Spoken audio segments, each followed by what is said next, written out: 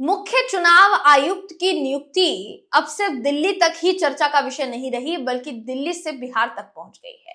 बिहार जहां इस साल के अंत में विधानसभा चुनाव होने वाले हैं दोस्तों, उसी बिहार के पूर्व उप मुख्यमंत्री तेजस्वी यादव, जो कि लालू प्रसाद यादव के बेटे हैं, उन्होंने बड़ा बयान दिया है। ना सिर्फ चुनाव आयोग को लेकर उनका ये बयान है, बल्कि ईवीएम को लेकर भी उनका ये बयान है।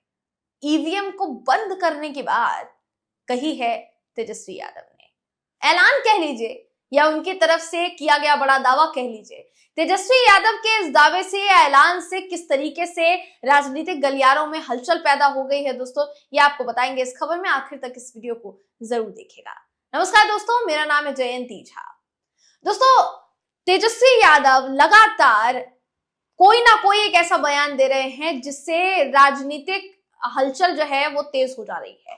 अभी हाल ही में उन्होंने एक बयान दिया कि कर्पूरी ठाकुर को जिस तरीके से राष्ट्रीय पुरस्कार से सम्मानित किया गया था भाजपा सरकार द्वारा, बिल्कुल उसी तरह से लालू प्रसाद यादव को भी एक दिन भाजपा को सम्मानित करना पड़ेगा।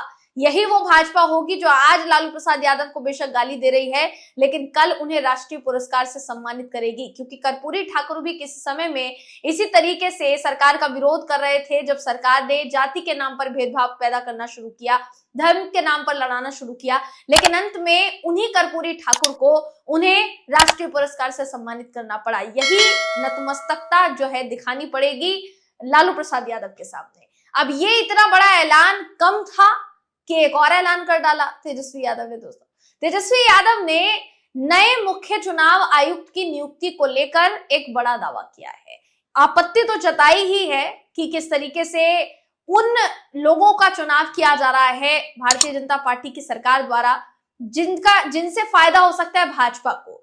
ऐसे में अगर हमारी सरकार बनती है तो फिर सबसे पहला काम जो हम करेंगे वो काम करेंगे इलेक्ट्रॉनिक वोटिंग मशीन को हटाने का, यानी ईवीएम को हटाने की बात दोस्तों उन्होंने कही है। ये खबर देखिए, कहती है कि तेजस्वी यादव नए चुनाव आयुक्त के नाम पर भड़क गए। उन्होंने कहा कि चुनाव आयोग भाजपा की चीयर लीडर की तरह काम कर रहा है, अब ये कैंसर बन गया है। उन्होंने अपने बयान में देखिए दोस्तों कहा है कि जब केंद्र में हम सरकार बनाएंगे तब सबसे पहले चुनाव प्रक्रिया से इलेक्ट्रॉनिक वोटिंग मशीन को हटाएंगे। हम जीत रहे थे तो काउंटिंग रोककर रात में रिजल्ट दिया ताकि ईवीएम से खेल किया जा सके। चुनाव आयोग तो अब कैंसर जैसा हो गया है। ये बड़ा बयान दिया है तेजस्वी यादव ने। दोस्तों, बिहार विधानसभा में नेता प्रतिपक्ष के तौर पर तेजस्वी यादव जो है वो है, उन्होंने विपक्ष के नेता राहुल गांधी के बाद ये बयान दिया है। दोस्तों, इससे पहले राहुल गांधी ने इतना ही बड़ा बयान दिया। राहुल गांधी जो फिलहाल लोकसभा में नेता प्रतिपक्ष के तौर पर है दोस्तों, नेता हैं, कांग्रेस के वरिष्ठ सांसद हैं, उनकी तरफ से ये आरोप लगाया गया है सरकार पर कि सरकार ने नए मुख्य चुनाव आयुक्त ज्ञानेश कुमार को चुनने में इतनी जल्दबाजी की कि उन्होंने सुप्रीम कोर्ट के फैसले का इंतजार आने का भी इंतजार भी नहीं किया। सुप्रीम कोर्ट का फैसला आता, उसके बाद अगर फैसला लेते तो ज्यादा उचित होता। इसलिए मैंने बैठक को टालने की बात कही थी, लेकिन मेरी बातों को अनसुना कर दिया गया। दोस्तों, आपकी जानकारी के लिए बताना चाहूंगी कि नए मुख्य चुनाव आयुक्त के तौर पर फिलहाल हमारे चुनाव आयुक्त जो थे ज्ञानेश कुमार, उन्हीं को चुना गया है। राजीव कुमार जो है अब अपने पद से रिटायर होने वाले हैं। आज उनका आखिरी दिन था, यानी 18 फरवरी को उनका आखिरी दिन था, और 18 फरवरी के बाद अब 19 फरवरी से अपना पदभार जो है ज्ञानेश कुमार वो संभालेंगे। लेकिन ये फैसला उस समय लिया गया जब 19 फरवरी को ही सुप्रीम कोर्ट में उन याचिकाओं पर सुनवाई होने वाली है जिन याचिकाओं में विरोध जताया गया है सरकार द्वारा बनाए गए उस कानून का, जिस कानून के तहत नए मुख्य चुनाव आयुक्त या चुनाव आयुक्त की नियुक्ति हो रही है। अब इस कानून पर ऐतराज क्यों है? ऐतराज इसलिए है क्योंकि ये जो कानून है दोस्तों, ये एक तरीके से कहा जाए तो इसको पलटा गया सरकार द्वारा।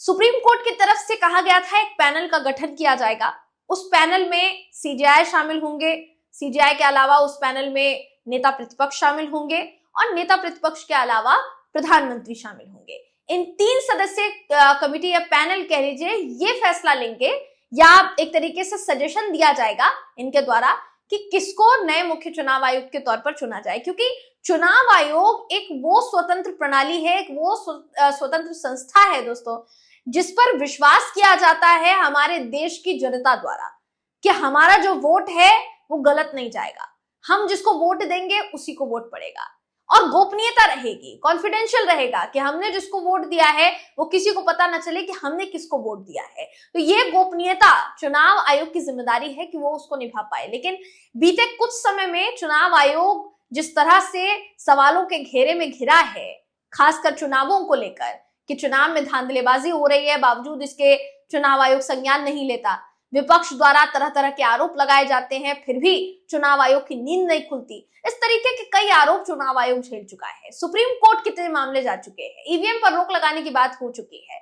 ये सिर्फ और सिर्फ तब हुआ है दोस्तों जब चुनाव आयोग को कमजोर देखा गया, कहीं ना कहीं हमारी सरकार के आगे कमजोर माना गया, शायद इसलिए चुनाव आयोग पर सवाल कई तरीके के खड़े होते रहे।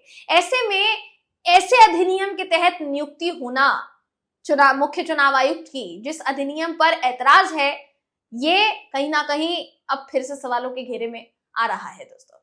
जैसा मैंने कहा 19 फरवरी को सुनवाई होगी, और इसकी सुनवाई जो है सुप्रीम कोर्ट में जब होगी तो जो फैसला लिया गया है सरकार की तरफ से उसको पलटा भी जा सकता है। आपकी जानकारी के लिए बताना चाहूंगी कि इस पूरे मामले को एडीआर ने चुनौती दी थी दोस्तों, और सुप्रीम कोर्ट में इस पूरे मामले को वो लेके गए, जिस पर याचिकाकर्ताओं की याचिका पर सुप्रीम कोर्ट ने आश्वासन दिया था इस बात का कि अगर सरकार द्वारा किसी मुख्य चुनाव आयुक्त को चुना भी जाता है, फर्ज कीजिए चुन लिया गया नए मुख्य चुनाव आयुक्त को, सुप्रीम कोर्ट के पैनल के बनाने के बावजूद भी, उस फैसले को ताक पर रखते हुए भी अगर नियुक्ति कर ली जाती है, तो भी हम याचिका पर जो फैसला सुनाएंगे उसके तहत उसका प्रभाव उस नियुक्ति पर भी पड़ेगा।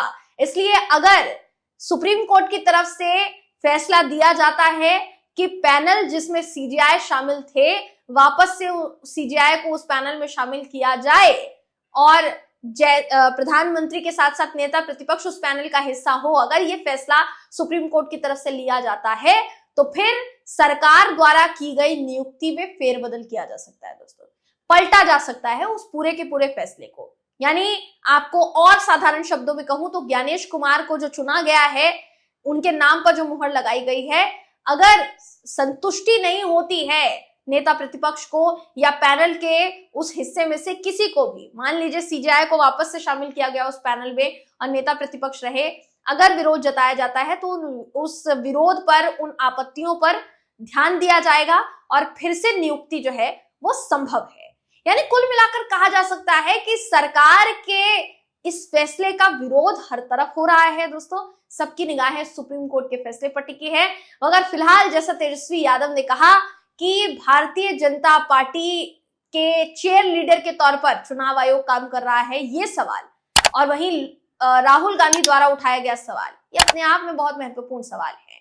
आप इस पर क्या सोचते हैं, आपकी इस पर क्या राय है, कमेंट करके हमें जरूर बताइएगा। अगली वीडियो में आपसे फिर मुलाकात होगी, तब तक के लिए।